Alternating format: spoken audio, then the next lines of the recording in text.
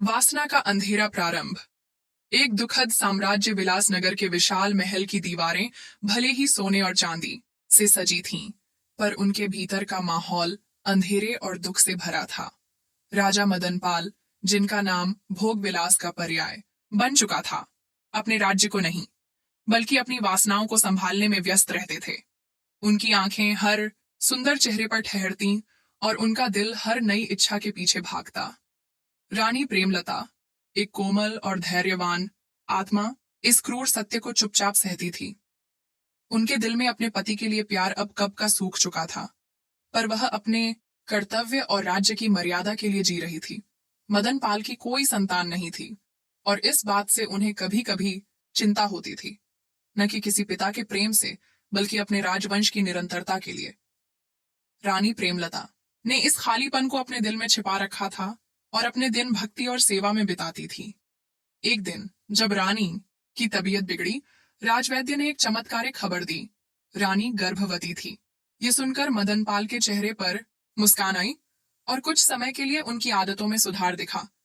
पर यह बदलाव तूफान से पहले की शांति जैसा था। 9 महीने बाद रानी ने एक सुंदर कन्या को जन्म दिया। उसका चेहरा चांदनी की तरह दमकता था और उसकी आंखों में सितारों की चमक थी। रानी ने उसका नाम तारावती रखा, क्योंकि वह उनके जीवन की एकमात्र रोशनी थी। लेकिन जब यह खबर राजा तक पहुंची, उनका चेहरा क्रोध से लाल हो गया। लड़की, उन्होंने गुस्से में कहा, मैं इसकी शक्ल भी नहीं देखूंगा। इसे मुझसे दूर रखो, वरना मैं तुम दोनों को खत्म कर दूंगा। रानी का दिल टूट गया, पर वह चुप रही। उनकी बेटी ही अब उनकी दुनिया थी। मध्य। तारावती का उदय और राजा का पतन समय बीतता गया। तारावती बड़ी हो रही थी और उसकी सुंदरता ऐसी थी कि लोग उसे देखकर ठहर जाते थे। उसका चेहरा न केवल सुंदर था, बल्कि उसकी बुद्धि और करुणा भी अद्वितीय थी। रानी प्रेमलता अपनी बेटी में खोई रहती थी, पर उन्हें एक चिंता सताने लगी, तारावती का विवाह। उस समय की प्रथा के अनुसार बाल्यावस्था में ही विवाह तय हो जाते थे और 18 वर्ष की आयु में गौना होता था। रानी ने हिम्मत जुटाकर राजा के पास जाकर अपनी बात रखी। महाराज, उन्होंने कांपती आवाज में कहा, आप तारावती को नहीं देखना चाहते, यह आपका निर्णय है, पर वह अब 10 वर्ष की हो चुकी है। समाज क्या कहेगा यदि हम उसका विवाह नहीं करेंगे? कृपया उसका रिश्ता तय कर दीजिए। मदनपाल ने अनमने ढंग से रानी की बात सुनी। समाज की नजरें उनके लिए मायने रखती थीं, इसलिए उन्होंने तारावती के लिए वर ढूंढना शुरू किया। जल्द ही पड़ोसी राज्य प्रतापगढ़ के युवराज अभिमन्यु के साथ तारावती का विवाह तय हो गया। अभिमन्यु राजा धर्मपाल का इकलौता पुत्र, एक सुसंस्कृत और साहसी युवक था। विवाह धूमधाम से संपन्न हुआ और तारावती का बचपन एक नए सपने के साथ बीतने लगा। वर्ष बीतते गए। तारावती अब 18 वर्ष की हो चुकी थी और उसकी सुंदरता अब पहले से भी अधिक निखर गई थी। उसका गौना निकट आ रहा था, पर रानी प्रेमलता की सेहत दिन ब दिन बिगड़ रही थी। उन्हें लगने लगा था कि शायद वह अपनी बेटी को विदा होते देखने के लिए जीवित न रहे। एक दिन वह आखिरी बार राजा के पास गई। महाराज, उन्होंने आंसुओं के साथ कहा, मैं जानती हूं कि आप तारावती से नफरत करते हैं, पर मैं अब ज्यादा दिन नहीं जी पाऊंगी। मैं आपसे केवल इतना चाहती हूं कि आप उसका ध्यान रखें और उसे धूमधाम से विदा करें।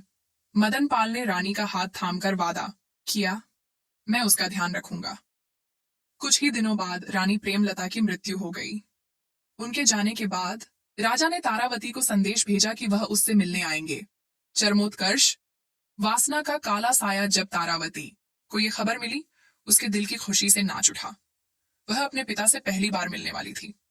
जब राजा जनाना महल में द्वीप और तारावती उनके सामने आए, तो उन्हें सादृश्य दिखाई दिया। मदनपाल की तारावती के साथ, लेकिन पिता के प्यार के साथ नहीं। उनकी निगाहें दागदार थीं, एक घृणित इच्छा से भरी हुई थीं, जिसे किसी पिता को कभी भी मन में नहीं रखना चाहिए। वह जड़वत खड़ा रहा। उसका मन वासना से घिरा हुआ था। यह भूल गया कि उसके सामने चमकती लड़की उसकी अपनी बेटी थी। बिना कुछ बोले मदनपाल मुड़ा और अपने चैम्बर में भाग गया। उसके मन में तारावती की छवि के कारण दूषित विचारों का तूफान उमड़ पड़ा। उसके सौंदर्य की पवित्रता ने उसके भीतर एक अंधेरा प्रज्वलित कर दिया था, जिसे वह बुझा नहीं सका। जैसे ही उसने अपने विवेक से संघर्ष किया, घंटे दिन में बदल गए, लेकिन उसकी इच्छाएं और भी मजबूत हो गईं। अपनी हताशा में मदनपाल ने अपने घृणित विचारों को सही ठहराने की उम्मीद में जंगल में एक श्रद्धेय अर्शी की तलाश की। महाराज, उसने चालाकी से पूछा, अगर कोई आदमी आम का पेड़ लगाता है और सालों तक उसकी देखभाल करता है, तो क्या उसके लिए उसका फल किसी और को देने के बजाय खुद खाना पाप है? राजा के असली इरादे से अनजान आर्शी ने जवाब दिया, अगर यह सिर्फ पेड़ के फल के बारे में है, तो इसमें कोई पाप नहीं है। मदनपाल के विकृत दिमाग ने इसे पुष्टि के रूप में लिया। वह महल में लौट आया। उसका दिल एक राक्षसी योजना पर टिका हुआ था। यह सुनिश्चित करने के लिए कि कोई हस्तक्षेप न करे, उसने प्रतापगढ़ के राजा धर्मपाल को एक पत्र भेजा, जिसमें झूठा दावा किया गया था कि तारावती अपनी मां की मृत्यु के दुख से मर गई थी। उसने अपने वफादार सेवक भीम को संदेश पहुंचाने का निर्देश दिया। भीम, जिसने तारावती के जन्म से ही रानी प्रेमलता की ईमानदारी से सेवा की थी, को संदेह हुआ। आर्शी के आश्रम में राजा के अजीब व्यवहार और पत्र की सामग्री ने मदनपाल के भयावह इरादों को उजागर किया। भीम का दिल बैठ गया जब उसे राजा की दुष्ट योजना का एहसास हुआ, तारावती को दुनिया के लिए मृत घोषित करके उसे अपने पास रखना। इस बीच तारावती को अपने पिता से हुई मुठभेड़ ने बहुत परेशान कर दिया था। पिता की आंखों में जो भाव था, उसने उसकी आत्मा को ठंडा कर दिया था, जिससे उसके पिता के चरित्र के बारे में उसकी सबसे बुरी आशंकाएं और भी पुख्ता हो गई थीं। जब भीम ने अपनी जान जोखिम में डालकर उस रात राजा की साजिश का खुलासा करने के लिए उसके कक्ष में घुसा, तो तारावती की दुनिया बिखर गई। उसका अपना पिता, जिसे उसकी रक्षा करनी चाहिए थी, उसके लिए सबसे बड़ा खतरा बन गया था। संकल्प, साहस की सुबह तारावती जानती थी कि वह अब महल में एक पल भी नहीं रह सकती। भारी मन से उसने कुछ सामान इकट्ठा किया, साधारण कपड़े पहने और एक नौकरानी के वेश में महल से बाहर निकल गई। उसके वेश से धोखा खाए पहरेदारों ने उसे जाने दिया।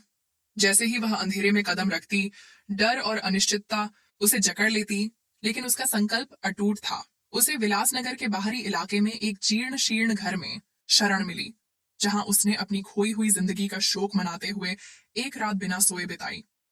भोर होते ही वह अपने पिता की पहुंच से बचने के लिए निकल पड़ी। थकी हुई और प्यासी वह नदी के किनारे रुकी। जैसे ही उसने पानी पिया, उसे पानी में अपना प्रतिबिंब दिखाई दिया। उसकी सुंदरता, जो कभी गर्व का स्रोत थी, अब अभिशाप की तरह महसूस हुई।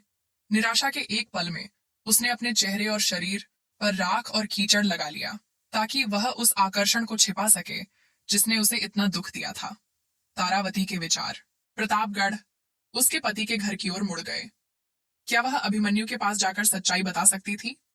संदेह ने उसे कुतर दिया। क्या वे उस पर विश्वास करेंगे? क्या वे इस तरह के घोटाले के बाद उसे स्वीकार करेंगे?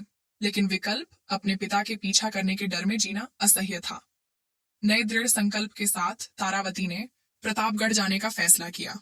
वह पैदल यात्रा करती रही, पहचान से बचने के लिए मुख्य सड़कों से बचती रही। दिन हफ्तों में बदल गए और उसकी यात्रा कठिनाइयों से भरी थी। वह जंगली फलों और अजनबियों की दया पर जीवित रही। अपने थके हुए शरीर के बावजूद उसका हौसला अडिग था। विलासनगर में वापस आकर मदनपाल के क्रोध की सीमा नहीं रही जब उसने तारावती के भागने का पता लगाया। उसने राज्य में खोजबीन करने के लिए सैनिक भेजे, लेकिन वह कहीं नहीं मिली। उसकी योजना विफल हो गई थी और उसका अपराध बोध बढ़ने लगा था। हालांकि उसका अभिमान उसे अपनी गलतियों को स्वीकार करने नहीं देता था। प्रतापगढ़ में तारावती की मौत की झूठी खबर से अभिमन्यु तबाह हो गया था। वह बचपन की शादी के बाद से ही उसकी यादों को संजोए हुए था। उस दिन का सपना देख रहा था जब वे साथ में जीवन बनाएंगे। राजा धर्मपाल ने अपने बेटे की निराशा को महसूस करते हुए उसे आगे बढ़ने के लिए कहा, लेकिन अभिमन्यु का दिल उसे छोड़ने से इनकार कर रहा था। एक शाम, जब प्रतापगढ़ में सूरज डूब रहा था, फटे पुराने कपड़ों में एक कमजोर आकृति महल के दरवाजे पर पहुंची। पहरेदारों ने उसे भिखारी समझकर लगभग वापस भेज दिया, लेकिन उसकी आवाज में एक शांत शक्ति थी। मैं राजकुमार अभिमन्यु की पत्नी तारावती, उसने घोषणा की। मैं राजा से मिलना चाहती हूँ। पहरेदारों ने हिचकिचाहट के साथ उसे राज दरबार में पहुंचाया। जब तारावती राजा धर्मपाल और अभिमन्यु के सामने खड़ी हुई, तो उसका राख से ढका चेहरा और घिसी पिटी शक्ल उसे पहचान नहीं पा रही थी। लेकिन उसकी आंखें, वही चमकीली आंखें जो अभिमन्यु ने सालों पहले देखी थीं, एक अलग कहानी बयां कर रही थीं। कांपते हाथों से तारावती ने अपनी कहानी सुनाई। अपने पिता की क्रूरता, उसके दुष्ट इरादे और सुरक्षा के लिए उसकी हताशा भरी भागदौड़। दरबारी स्तब्ध होकर चुपचाप सुन रहे थे। अभिमन्यु का दिल क्रोध और राहत दोनों से भर गया। उसकी प्रेमिका जीवित थी, उसके सामने खड़ी थी, उसकी कल्पना से भी ज्यादा मजबूत। राजा धर्मपाल, एक न्यायप्रिय शासक, ने घोषणा की कि तारावती का प्रतापगढ़ की बेटी के रूप में स्वागत किया जाएगा। उन्होंने विलासनगर को संदेश भेजा, जिसमें मदन पाल की जवाबदेही की मांग की गई। विलासनगर के लोग, जो अपने राजा के अत्याचार से लंबे समय से पीड़ित थे, सच्चाई सामने आने पर विद्रोह कर उठे। मदन पाल अपने सहयोगियों द्वारा त्याग दिया गया, निर्वासन में भाग गया, उसका नाम हमेशा के लिए कलंकित हो गया। तारावती अब अपने पिता की छाया से मुक्त हो गई। उसने अभिमन्यु के साथ एक नया जीवन शुरू किया। परीक्षणों के माध्यम से उनका बंधन एक ऐसे प्रेम में बदल गया जिसने राज्य को प्रेरित किया। वह लचीलेपन का प्रतीक बन गई। उसकी कहानी एक अनुस्मारक है कि सबसे अंधेरे समय में भी साहस और सच्चाई रास्ता रोशन कर सकती है। जैसे जैसे साल बीतते गए, तारावती और अभिमन्यु ने प्रतापगढ़ पर बुद्धिमत्ता और करुणा के साथ शासन किया। उनका शासन शांति का स्वर्णिम युग था। तारावती के अतीत के निशान फीके पड़ गए। उनकी जगह एक परिवार और एक राज्य की गर्मजोशी ने ले ली, जो उसे प्यार करता था। और हालांकि वह कभी भी उस दर्द को नहीं भूली जो उसने सहा था, उसने इसे अपनी ताकत के प्रतीक के रूप में ढोया। एक ऐसा प्रमाण जो सबसे अंधेरी रात के बाद आने वाली सुबह का प्रमाण है।